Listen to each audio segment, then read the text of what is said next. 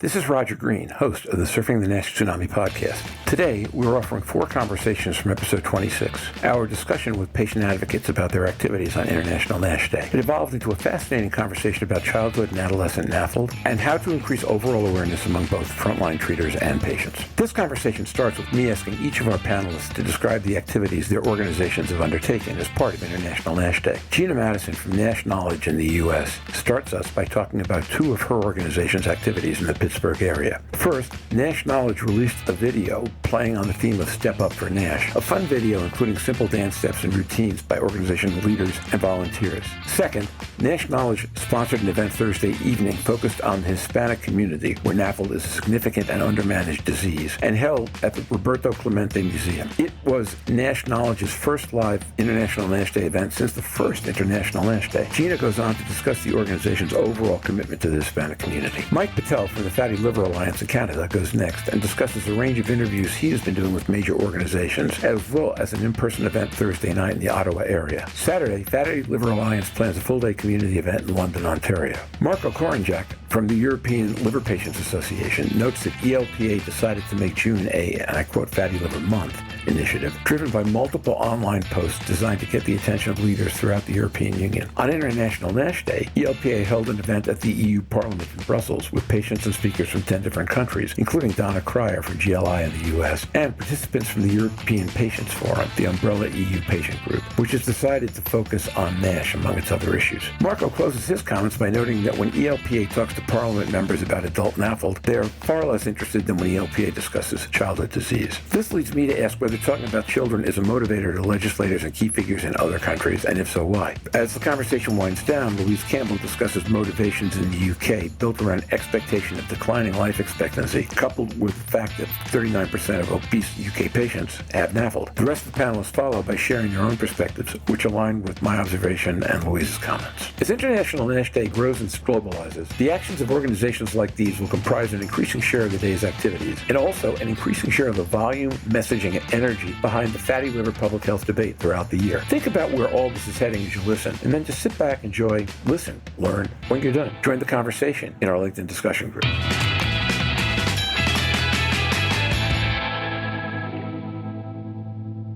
Every time I meet new advocates in the community, I am bowled over by the energy, the enthusiasm, and by what people have been able to accomplish. I think of what this community was the first time we did this podcast in April of 2020, and for a whole variety of reasons, it's just so much more dynamic, and there's so much more going on. And today, what I'm hoping we'll do is we'll get to some of that. So what I'd like to ask each of you to do, and Louise has all the British Liver Trust stuff with her, so I will not say BLT. I would just say British Liver Trust, lest Michael and Gina start ordering sandwiches again. Brave one, go first. Talk about what activities your organization has been taking part in today. And frankly, we've really got 4 different levels of dimension here, right? I mean, Marko has ELPA, which represents 30 different countries. Gina has a fantastic program locally based in Pittsburgh, Pennsylvania, and it's got some outreach beyond that, but fundamentally it's rooted in Pittsburgh. Louise is talking about British Liver Trust, which is a national organization that operates widely and is broader than just fatty liver and well established. And then Michael, as he points out, has an organization that in fatty liver disease in Canada is scoring all kinds of exciting firsts. So really,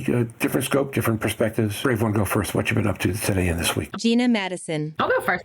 So here at NASH Knowledge, we're really excited. So I already mentioned that we've been doing a lot on social media. So today on social media, tied to the theme of Step Up for NASH, we did a fun video where we tuned it to Step by Step from New Kids on the Block. And we were singing and we changed the lyrics to just really educate about NASH and fatty liver disease. But what we're really excited about is tonight we're actually doing an in-person event here in Pittsburgh, and it's focused on the Hispanic and the Latino community. So as many folks know, non-alcoholic fatty liver disease and NASH is just growing in this community, and there's a much higher prevalence. So we are bringing a lot of key leaders in the Pittsburgh community within that space to an event at the Roberto Clemente Museum. We have Dr. Anthony Martinez from Buffalo, Dr. David Garcia from Arizona, both are on our board of directors, and Dr. Sandra Sobel, who is based here in Pittsburgh, and they're all going to bring a different perspective about NASH and really speak We're going to do a panel discussion. It's really going to be a great event. We're really excited for it. It's the first time we're doing an in-person event since our very first NASH Day. So we're really excited to kind of get back and be able to do something in person. There was a study recently I saw that 1 in 4 children in America are actually of Hispanic and Latino descent. So we really focus, not just in that community, but on children as well. So this really kind of ties it all together. And it's just going to be a fun time to really start raising the awareness. And for us, as the team at National, is just really building a foundation here in Pittsburgh, in those communities. We have a lot of Spanish language materials and just looking for opportunities to partner with organizations here to do more within that community. That's fantastic. For those who don't know, Roberto Clemente was a Puerto Rican baseball player who played for the Pittsburgh Pirates, fantastic humanitarian guy who died on Christmas Eve, 1972, I think, in a plane crash trying to fly supplies for the indigent into Puerto Rico in bad weather. A remarkable man, a remarkable story, remarkable museum. What a great place to do that kind of an event. It is, and if I may add, he is one of my dad's heroes. My dad loves baseball. He loves Roberto Clemente. So this actually checks a bucket list off my dad's bucket list as well, having an event actually at the museum. So it's kind of a dual purpose there. Your dad just loves sports, though. I mean, I've talked football with your dad. I talked all kinds of American football with your dad, which is not the football I usually talk about, all kinds of stuff. Okay. Thanks, Gina. That's fantastic. Mike Betel. We've had already a really busy week. I'll share really quickly with you some of the activities that we did and are doing. Last night in Montreal, we had a group of multidisciplinary specialists together. So we had endocrinology, epidemiology, hepatology, primary care, all having a discussion about clinical pathways and how to work together in that community, and it went really well. Also yesterday we were part of a panel discussion, so shout out to GLI for having us on, Fighting NASH Around the World. That was really great with Ghana, US, Canada, Finland, Bangladesh together. Earlier today, PANASH Initiatives highlighted and posted an interview that we did, and that gave us an opportunity to talk about all the things that we're doing for International NASH Day plus Fatty Liver Alliance and what we do. After today's discussion with you guys, we're doing a liver Twitter space. This is my first time, another first interview with Medscape Education about NASH from a patient advocate perspective. And tonight we have a live event for the Ottawa, Ontario community with Dr. Angela Chung, who's a hepatologist. And that community came to me asking me to do something with them. And so we're doing an event there. And on Saturday, we have a whole day. We're doing a liver health assessment in London, not England, but Ontario, Louise. And we're actually, Dr. Paul Murata is a hepatologist there, and we're going to be assessing people from the community. So super busy week. And we did a press release also, and it's been really exciting. That's fantastic. And then you noted on LinkedIn that you've been included as a co-author on which one of Chef Lazarus's papers it was? That wasn't this week, but I saw the post on that today.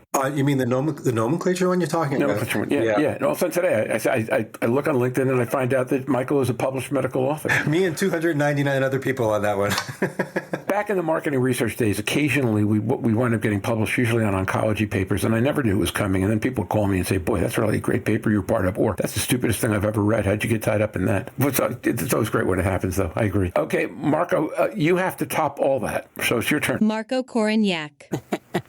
That's not an easy task to do. So I didn't know that this podcast was so tough, So I will talk about today. At ELPA, we decided that we will celebrate the International NASH Day together with the Global Liver Institute. But we are just expanding this to our month. So we have a Fatty Liver Month initiative. So we have several posts on social media, and we try to get this post noticed by decision makers in European Union. That means European Commission, European Parliament, and other institutions that are important for health in Europe. In regards of today, we had a very successful event in European Parliament that was organized by our leader of the group of NAFLD and NASH. We had around 10 different patient representatives. So patient representatives means patients from that country. So around 10 different countries were a part of this event live. And then we had several speakers that I was super excited that they came. So we had a speaker from Belgium, a speaker from Spain, and one of the speakers was also Donna from the US. And in regards of the patient groups, we also had a speaker that is from European Patient Forum. And European Patient Forum is the core organization of all patient groups in European Union. So we were very happy that we have also good collaboration there, and that they are convinced that fatty liver is a big problem, a pandemic that will not yet come, but is already here, and we cannot see it in any other papers or policy works or something like that. And this is something that we address very strongly, and we made like 6 different points what needs to be changed in the legislation in order to tackle this disease. One of the important things that Michael is also addressing and should be addressed also in Europe is getting like a primary care doctors to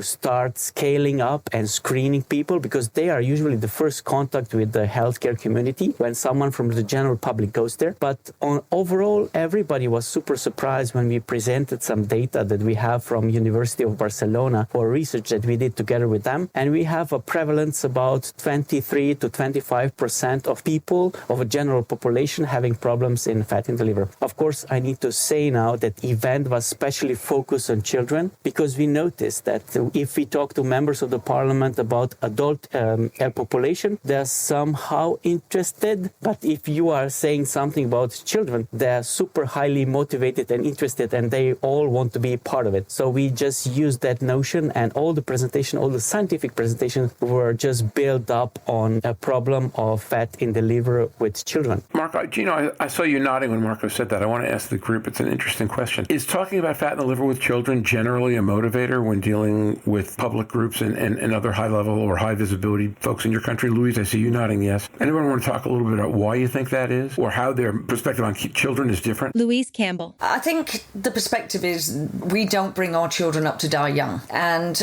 nowadays, in most of the countries where NAFLD and NASH is highly prevalent, we are predicting the average age to fall. My generation, and I'm slightly older than some and younger than others, is on this call, but is predicted to probably live the longest, because we weren't exposed overly as youngsters to the dietary. We're also, particularly in the UK and some other countries post-war, the Second World War, so the rationing was in, and our parents were not overly fed, and it's only in the most recent 35 year period that we've got access to extra fruits and vegetables and things like that you wouldn't now see. So there's a lot of history that goes into that. But one of the things that even in Parliament today, and I will just say this before I then go on afterwards, 39% of obese children in the UK have NAFLD. Now that is a parliamentary statistic, and it is something that motivates. And on the GLI's meetings today, they talked about the real problem with children, and one of the paediatricians was saying the youngest that they've seen a child with full-blown NASH is 18 months. We are predicting these children to have cirrhosis in their late teens and early 20s. We cannot do this, and I think it is about engaging. So even within Australia, I see the engagement there higher when we talk about children and paediatric NAFLD and NASH. So it's got to be a motivator, and I'm glad that Marko notices that and uses it as a lever. Roger, can I add something to what Louise said?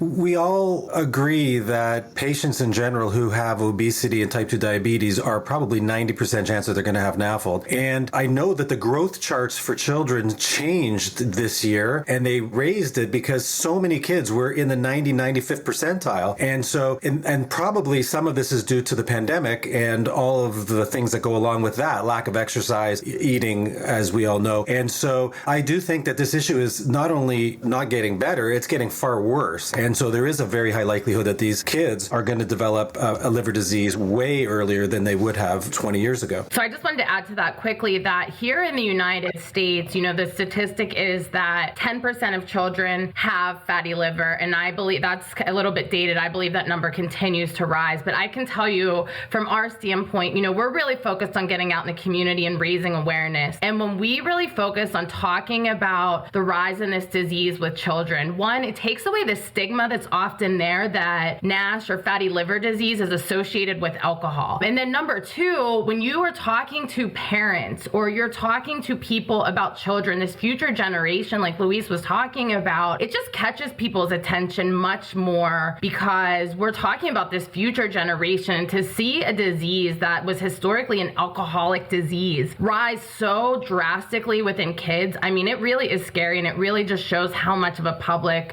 health crisis we're in with this disease. Okay, Marko, go ahead. So thanks. I just want to add, some explanations about the rationale why we organize this connected with children. So European Union is doing several actions. They want kids to eat more vegetables. They had like a really big campaign on eating more healthy in school. So we just wanted to show that, I also consider myself young, but I'm not so young. But when I was like in school, it was very difficult to spot someone who had problems with maintaining weight or obesity. But now the trend is just other way around. You have problems finding children who are like slim and have no issues whatsoever with maintaining weight or something like that. And we see problems with developing type 2 diabetes. And we had a head of gastroenterology department talking about children's need for transplantations when they are in their teens. And we think that with the appropriate actions in regards of health, food, information for the general public, we can try to reverse this trend, which is not going into the right direction.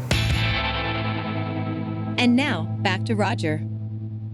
We hope you've enjoyed this recording. If you have any questions or comments about the content of this conversation or the entire episode, please put them in the review section of the page from which you downloaded this conversation, or send an email to questions@surfingnash.com. Next week, we continue our EASL Congress previews with a star-studded panel of KOLs. Until then, stay safe, surf on. We'll see you on the podcast. Bye-bye now.